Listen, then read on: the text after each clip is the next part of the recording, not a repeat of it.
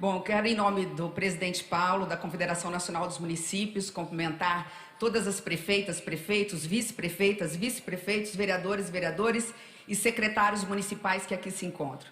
Dizer que é uma alegria muito grande estar aqui, ao lado do ministro da Fazenda, Fernando Haddad. Em nome dele, cumprimento todas as autoridades que se fazem aqui presentes. Eu quero começar dizendo que tenho convicção que a prefeitura de um município é a principal escola para uma vida pública. E digo isso porque sei, porque fui prefeita, reeleita prefeita de um município pequeno, como é o município a maioria dos municípios governados por vocês. Vou mais longe, é quando a gente se torna prefeito, é que a gente tem a real dimensão, compreensão da vida como ela é. Mais do que isso, a gente passa a sentir a vida das pessoas como ela é. E a gente se envolve com o pai que não tem emprego, com a mãe que não tem uma creche para colocar seu filho, para aquela família que perdeu uma casa na época da enchente, e a gente não sabe o que fazer com pouco recurso que tem para fazer bem aquilo para qual nós fomos eleitos, servir a população. Então deixo aqui o meu reconhecimento pela coragem de cada um das senhoras e dos senhores, porque eu já passei por isso. Eu sei o desafio que é e eu sei a coragem que precisa ter. E aí, presidente Paulo, se me permitir, eu quero aqui, como parece-me que é a única mulher que vai ter a oportunidade de falar nesse painel, me dirigir especialmente às mulheres prefeitas, vice-prefeitas, vereadoras, secretárias municipais que aqui se encontram. Eu quero dar um depoimento muito rápido para vocês. Se a vida do prefeito não é fácil, se a vida do político não é fácil, não é. Imagina de uma mulher que entra na vida pública. Eu quero dar um depoimento para vocês de quem começou lá do interior do Brasil. Eu não cheguei onde cheguei. Não saí de onde saí e não cheguei onde cheguei se aceitasse calado primeiro dos inúmeros nãos que recebi na vida pública. Portanto, não desistam. Persistam, porque o Brasil precisa de mais mulheres ao lado dos homens para fazer política e política de bem no Brasil. O segundo, assim, quem sou eu para dar o palpite? Mas segunda mensagem que eu gostaria de deixar para os prefeitos e para as prefeitas, né? É muito comum nós recebermos nãos e nós recebermos a seguinte resposta: mas a vida é assim, sempre foi assim. A pergunta é: sempre foi assim, mas tá bom? Se não tá bom, reclame, lute, tente mudar. Se sempre foi assim, mas não tá dando certo, não é assim que você acha que tem que ser, então reivindique, questione e vamos juntos mudar a realidade. E aí eu entro na pauta principal do dia de hoje: reforma tributária. Eu estou na equipe do presidente Lula ao lado do ministro Haddad. Estamos num esforço concentrado para, depois de uma pandemia que deixou muitas sequelas, tentar minimamente organizar o orçamento e as receitas no Brasil. Não está fácil, o cobertor está curto. Falta combustível para os tanques mais essenciais, como os tanques sociais.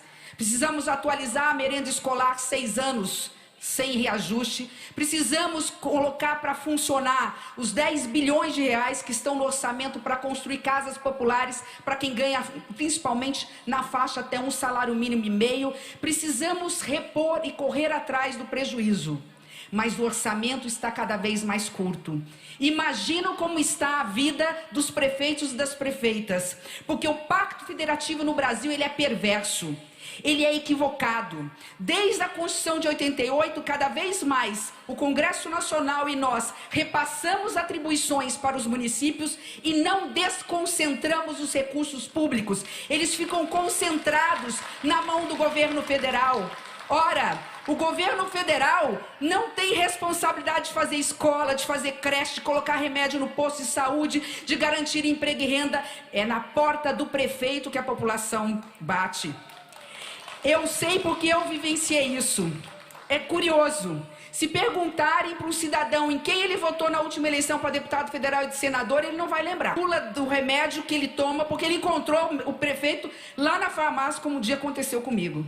E aí perguntou inclusive esse eleitor, que eu acho que não era meu eleitor, se eu estava muito mal, se eu ia parar no hospital. Eu acho que ele estava querendo alguma coisa em relação a mim.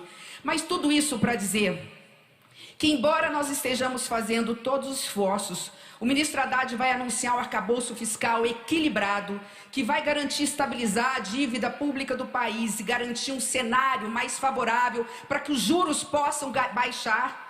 Apesar do arcabouço fiscal, apesar de estarmos ali garantindo qualidade dos gastos públicos no Ministério, o Brasil não vai crescer. E com isso nós não teremos emprego.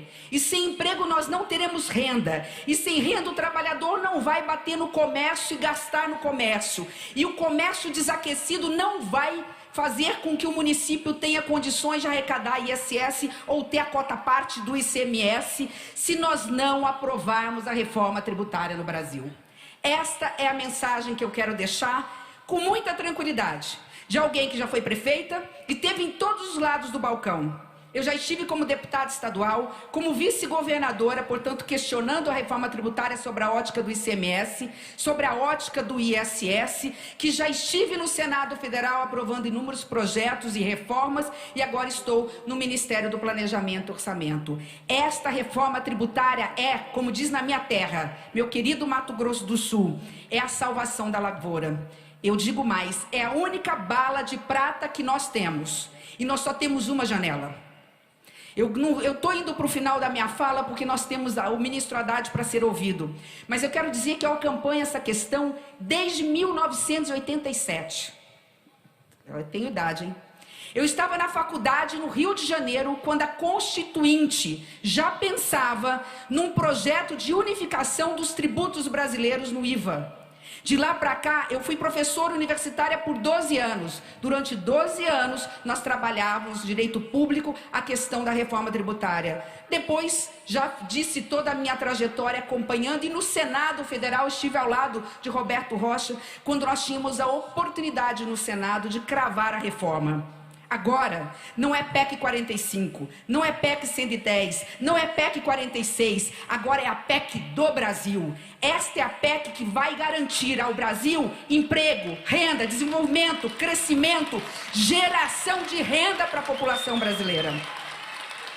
Fiquem tranquilos, e essa é a mensagem que eu quero passar para os prefeitos. Vai ter um tempo. Alguns perguntam assim, mas como? Se os entes federados ninguém vai perder, se nenhum estado vai perder aqui, se nenhum município vai perder aqui por 20 anos, como é que a reforma vai ter efeito imediato? É que, embora ela mantenha a arrecadação igualitária para todos os municípios e estados durante esses primeiros 20 anos, ela já faz o dever de casa aqui. Porque ela já desonera a indústria, ela alivia a carga tributária da indústria, que é quem mais gera emprego com qualidade. Ela vai fazer com que a indústria seja competitiva, e aí ela vai para o seu município gerar emprego e renda. E ao gerar emprego, esse trabalhador vai gastar no seu comércio, vai aquecer a economia. Daqui 20 anos, como é que vai ser a vida do meu município? Se lá daqui 20 anos eu acho que vou perder, aí vem a balança. Começa a deixar de receber o fundo constitucional à medida em que vai crescendo, havendo crescimento do Brasil e do PIB e, consequentemente, arrecadação de receita. E mesmo depois de 20 anos, nenhum município perde e todos ganham. Eu encerro a minha fala, que eu acho que o Gobete foi muito feliz na apresentação, ninguém dormiu na apresentação dele, não, mas tem um quadro ali que merece ser colocado novamente aqui. Como um município pode ter medo da reforma tributária se 3.100 municípios brasileiros só arrecadam menos de R$100 por habitante por ano? R$8 por mês, menos de R$10 por ano. Não tenham medo da unificação do ICMS com o ISS. Nós estaremos garantindo fundo constitucional para compensar nos 20 anos e um fundo, e esta foi um pedido que eu fiz para o Roberto Rocha, ele colocou e agora vai ser incorporado pelo Aguinaldo, um fundo constitucional de desenvolvimento regional, porque o Brasil é muito mais, com todo respeito, do que São Paulo, Minas e Rio. O Brasil é o Brasil profundo, do interior, do norte, do nordeste, do centro-oeste, que precisam ser desenvolvidos. O Brasil é de todos nós, o Brasil é dos mais de 210 milhões de brasileiros. Falei demais, um grande abraço, é porque é muito bom voltar para casa. Obrigada.